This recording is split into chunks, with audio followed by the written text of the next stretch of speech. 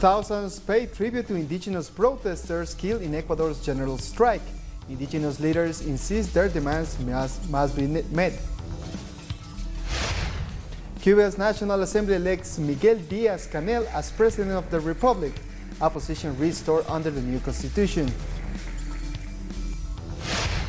And heavy rains bring flooding to the capital of Trinidad and Tobago.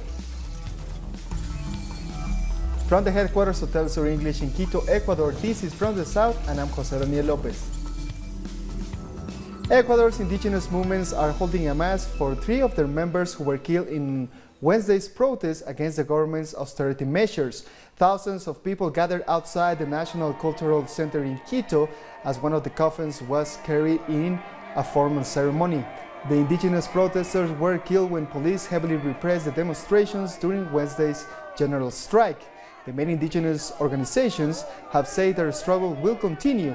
They say there can be no negotiations with the government until the repression ends, the ministers responsible are brought to justice, the economic measures are repealed, and the IMF gets out of Ecuador. With the blood of our brothers, we are not going to negotiate any agreement with this de facto, lying, thieving government. This government, this gentleman, Lenin Moreno, should go to prison for his crimes against our brothers.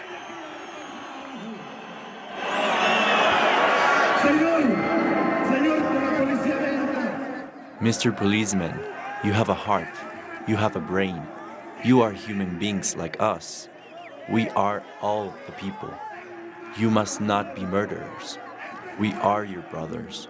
We struggle for our cause and our children. We've been fighting since Ecuador's main indigenous organizations have said there are no negotiations with the government and their struggle will continue. Jaime Vargas, the president of CONAIE, said there could not be a solution until the repression ends. The ministries responsible are brought to justice, the economic measures are repealed, and the IMF gets out of Ecuador. 3 indigenous protesters were killed on Wednesday.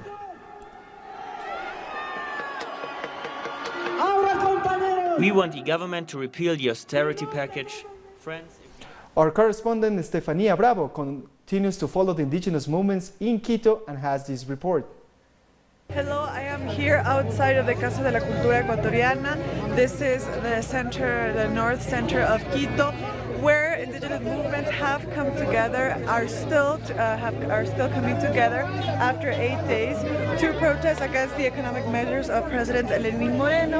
As you can see here, various people have come and are donating food, water for the indigenous communities that are here, because as you know, families have come together with kids, and they are donating. The people of Quito and all over the country are donating food and water for the people that are here. So this is what we're seeing right now. The indigenous movements are gathered inside, where they are meeting, where they are discussing what are their next steps. But as you already know, what they are demanding is for President Lenin Moreno to eliminate the executive order that says that he eliminates the subsidies of gasoline. That is what is he saying. That is what he is demanding. So we are here. We will keep you updated with any more information that we have. Thank you, Stefania, for that report. Citizens in Quito have continued to donate supplies and provide aid to indigenous protesters. Collection centers have been set up in 2 universities in Quito and at the National Cultural Center, where citizens have been bringing food, water, and medical supplies for the protesters. On Wednesday night, these very centers were the target of police violence, as tear gas canisters were fired inside. Since the first day of protest, we have provided food and shelter to around 600 people. On the second day, we helped around 4,000 people. And just yesterday, we provided help to around 3,200 people. Last night, the police fired tear gas into our shelters, and some people were forced to leave. We have set up 3 tents, and each one provides food for around 3,000 to 4,000 people. At night time, we have 28 indigenous communities inside the shelter, and our volunteer groups give priority to women and children. We want to thank people for giving us food donations. All 4 universities have also helped to ensure that groceries and water are distributed to everyone. We suggest people do not donate perishable food items. We need canned food, water, cutlery, cups and plates, and most importantly, medication. There are now 6 provinces where the demonstrators have occupied or taken control of the governorship, which are the regional representatives of the national government. In the Central Highlands, Indigenous and other social movements stormed the governor's offices in Bolívar, Chimborazo, and Cañar. In the eastern Amazonian region, Napo, Pastaza, and Morona, Santiago also saw protesters take over. In some cases, they have elected their own representatives to replace the governor. Indigenous communities continue to mobilize across Ecuador. These are the people of Quinzapincha who descended on the provincial capital of Ambato in the Central Highlands. It is not clear if they will later head for Quito, but several indigenous communities from the Amazon region of Ecuador are on their way to the capital to join the protesters there. Wednesday saw the country brought to a halt by a general strike. Let's now take a look at how the day developed. Another day of massive popular protests in Quito. From early morning, social movements and indigenous groups gathered at the Arbolito Park and then marched towards the historic center of the capital. They wanted to reach the Caranderé Palace, the seat of the presidency. The police and the army stopped the marchers from reaching their destination. They used tear gas and barricades to block their path. The demonstrators insist that in spite of the repression, they will not give up the struggle for their rights. The Interior Minister, Romo, should be tried and put in prison for all this. And the only thing left for Lenin Moreno to do is run away, because the indigenous movement and all the popular classes won't give up until he steps down. He has got to go. But Quito is not the only place people are protesting against President Lenin Moreno's decree, which, among other austerity measures, eliminates the subsidies for fuel. In Guayaquil, where the government has temporarily moved its operations, there are also demonstrations.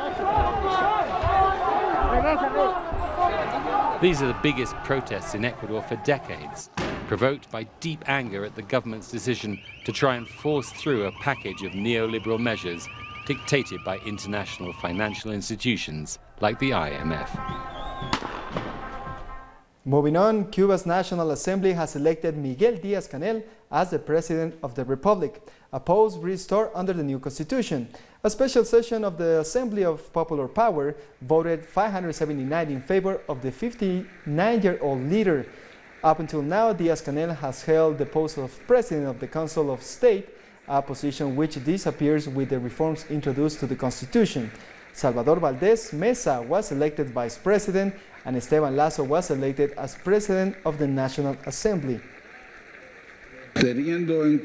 Considering the results given, I declare the Congressman Miguel Diaz-Canel Bermúdez is elected as the President of the Republic of Cuba.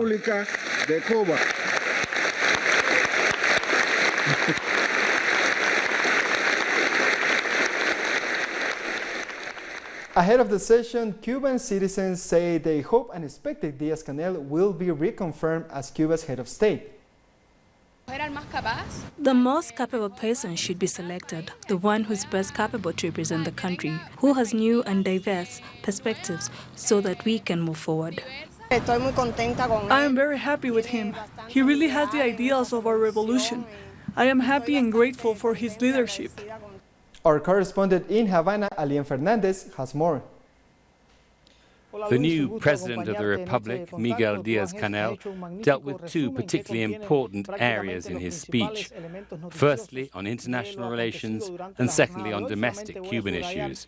On the first, he condemned the recent attacks and hostility from Washington towards Cuba, and he lamented everything being done against the Bolivarian Republic of Venezuela to undermine the legitimate government of President Nicolas Maduro, including the use of the United Nations to demonize those governments who are committed to the poor.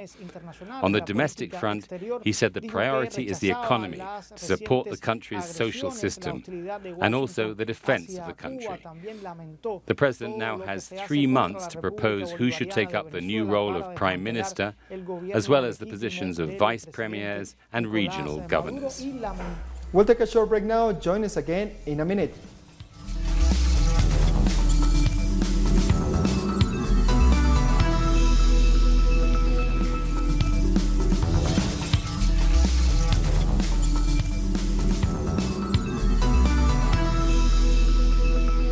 Welcome back. Several parts of Trinidad and Tobago, including the capital city of Port Spain, have flooded after persistent rainfall. Rising flood waters in capital reportedly left many trapped in their workplaces. The flash flooding was a result of a passage of the intertropical coverage zone. An adverse weather alert yellow level has been in effect since early Wednesday morning.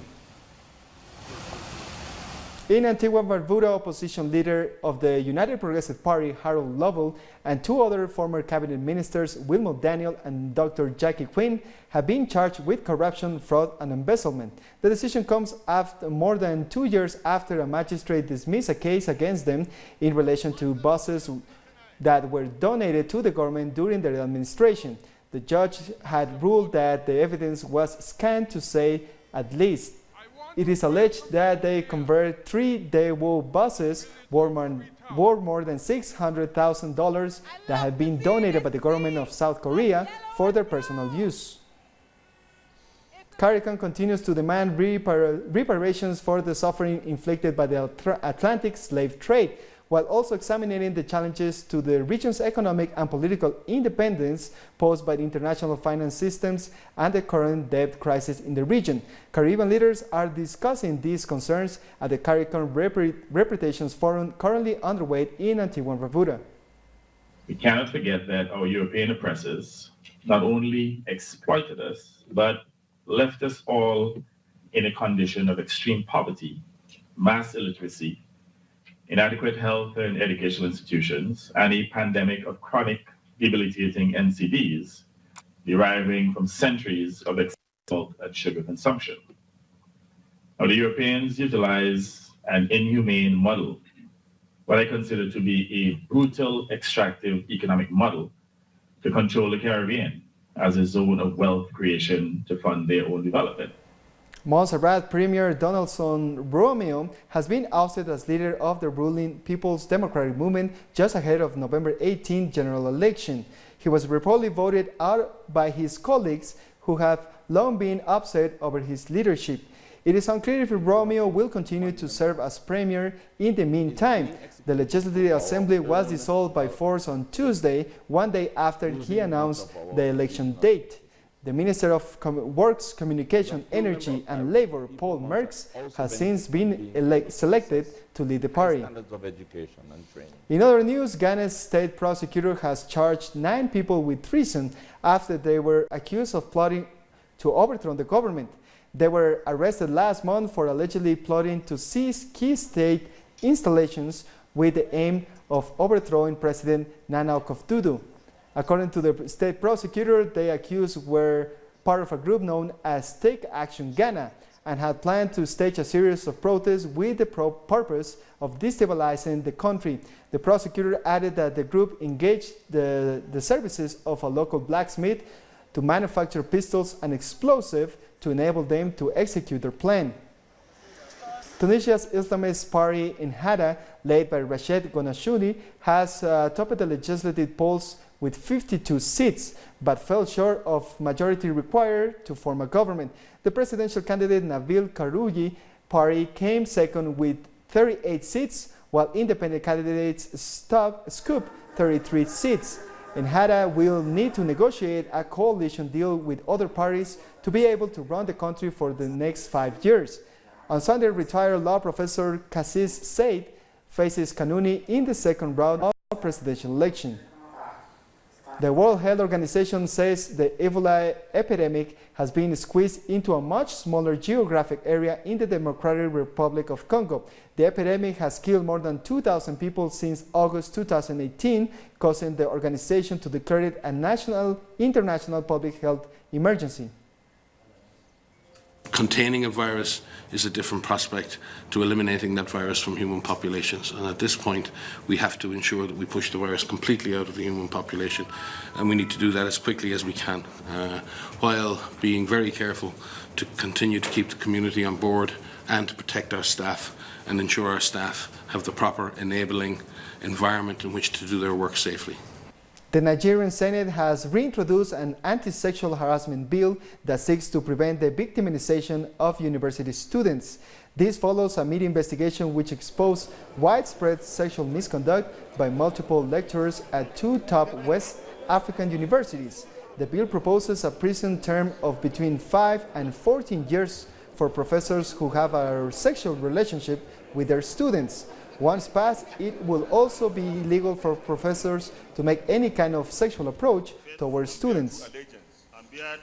With more than 1 million inhabitants, the Brazilian city of Maceió in the northeastern state of Alagoas is well known by his beautiful beaches and lagoons. But in 4 neighborhoods around the city, 45,000 citizens are seeing their dreams and their homes disappear. Empty streets and houses. It looks like a ghost city, but it's actually a neighbourhood called Pinheiro in the city of Maceió, the capital of Alagoas. Eliane invites us to see a house which she had to abandon 8 years ago, a broken house and broken dreams as well. Every day we are back here, it's worse. The ground keeps moving and the cracks are growing too. 76 years old, José João shares a small house with his son and his wife at the edge of a cliff, but the walls are cracking. It's the same situation as other houses that had to be abandoned. There were already cracks before the earthquake that struck 18 months ago. After it, the cracks grew. At the edge of the Mundao Lagoon, the Braskem company has been extracting minerals from the ground since the 70s, in particular halite, a mineral similar to sodium chloride. The Pinheiro neighbourhood has a history of sinking since it was built over a geological fault, but the 35 halite mines add to this issue. After heavy rains in February 2018 and a 2.4 Richter scale earthquake in March of the same year, the situation worsened. A study from the Brazilian Geological Service, published in April 2019, was very clear. The main reason for the sinking of the Pinheiro neighborhood is linked to the halite extraction. Local movements such as SOS Pinheiro and other international bodies demand an urgent solution to the situation and point out that the lagoon and removing huge amounts of earth are a dangerous combination. I believe that behind all this, there's mining companies, but there's also the interest of the real estate business. We are here to build a popular movement of sovereignty in mining and to demand from the company to work with respect and dignity for all the affected people. The Braskem company has been fined more than $7 million for giving false information about its impact in the region. But it ensures that the studies are being carried out in 18 mines until December. The Alagoas Environmental Institute is tracking the situation, but for now, the mines have been cleared. We'll take a short break now. Join us again after this.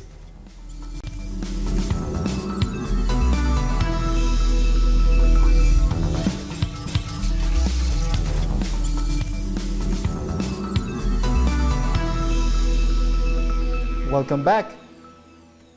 Turkish President Recep Tayyip Erdogan has rejected international criticism of his country's military operations in Syria, as he reported on the progress of the second day since Turkish troops entered the Kurdish-controlled territory. Since the beginning of the operation, 109 terrorists have been killed so far, just like all the other operations carried out by Turkey. The aim of the Peace Spring is to contribute to Syria's territorial and political integrity.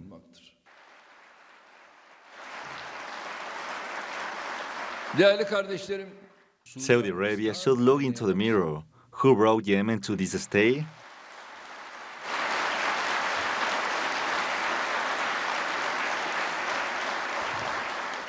Look at its current condition. Did tens of thousands of people not die in Yemen? Hey, Saudi Arabia, give account for this first.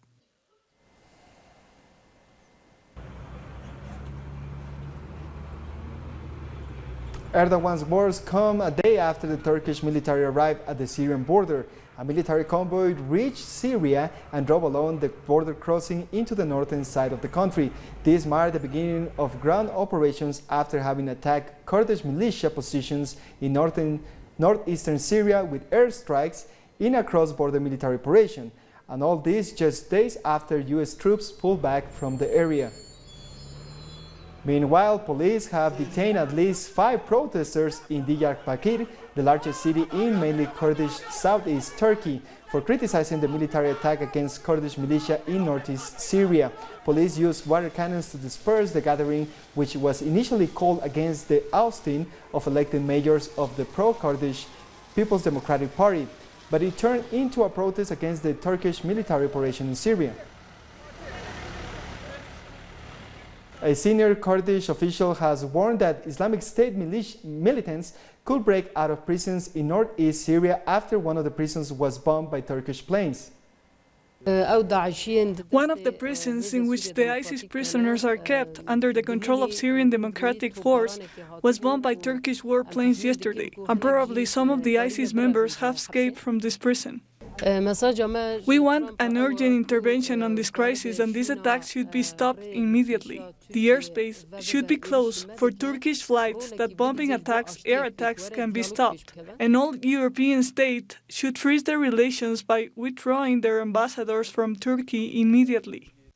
Ireland's Prime Minister Leo Varadkar has struck more positive tone than other European leaders on a possible Brexit deal, coming out of what he called a very positive meeting with his British counterpart Boris Johnson. The Irish leader expressed confidence that a Brexit deal was still possible by October 31st. And he says both he and Johnson do see a pathway that an agreement in the coming weeks.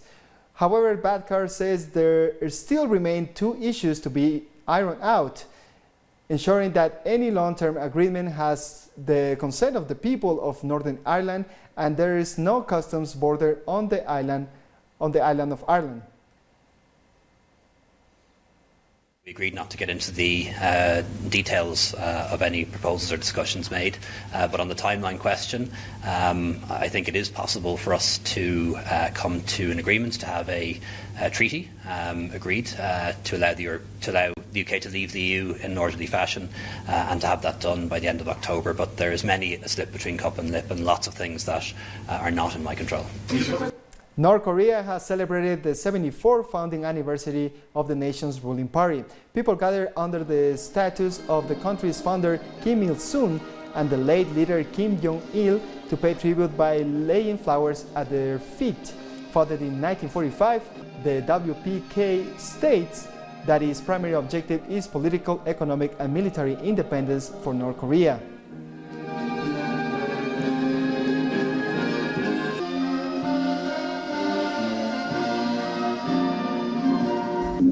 And we come to the end of this news brief. You can find this and many other stories in our website at telesurenglish.net. And don't forget to join us on social media, Facebook, Twitter, and Instagram. For Telesur English, I'm Jose Daniel Lopez. Thank you for watching.